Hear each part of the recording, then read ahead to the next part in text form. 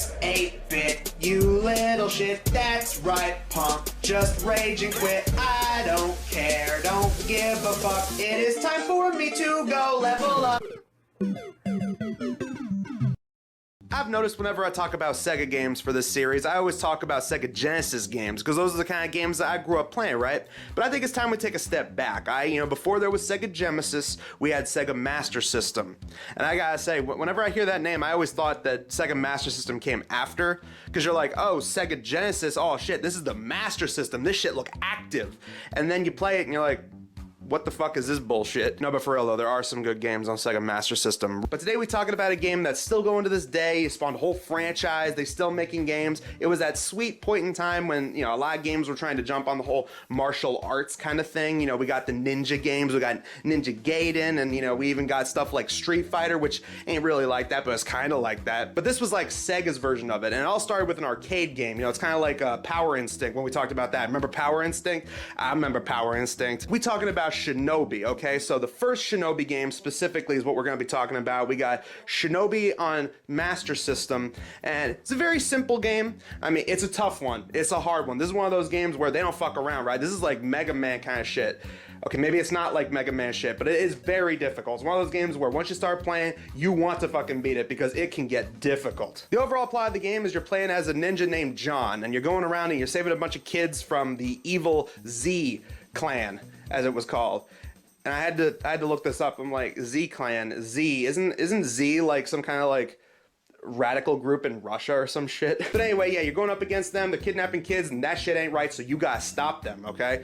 And so you're going around the streets and you're taking them out, and they try to make it like, it's kind of like the Foot Clan from Ninja Turtles, you know what I'm saying? They're the kind of shady underbelly street gang of ninjas, and they're so underground that they even got what's supposed to be one of those Andy Warhol posters of Marilyn Monroe, as all street thugs and mafia types do, obviously. I mean, shit, man, you come out to this hood where there's all kinds of graffiti and all kinds of tags of different gangs and shit on the walls.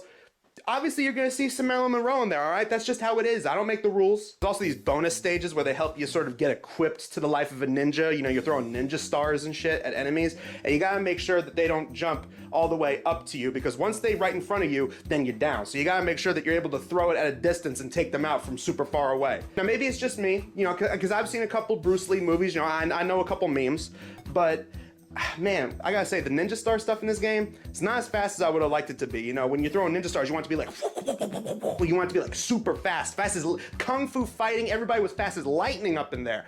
But no, here it's just kind of like, you throw one, you throw it two, you throw it three, and it's just, I don't know. Maybe it's just me. Maybe I was a little bit underwhelmed. Maybe that's just a personal thing. Another thing I gotta add is this game really ain't that long. I mean, it's difficult, don't get me wrong. I think that's how they tried to make up for it, but shit, I was able to beat this in about an hour. This is a pretty fast game, I gotta say. It really is like they're dropping your ass and they're trying to teach you some classic super magic Ninja Turtle power up in there with the ninjutsu that's in this game. They don't fuck around, all right? We ain't playing around no more. Big boys, okay? Big boys up in here. But after playing through this game, I got a little bit curious. I was like, shit, how many other Shinobi games are there? I was like, at least 3, right? And then I look it up and it's like, no, there's way fucking more than that, son.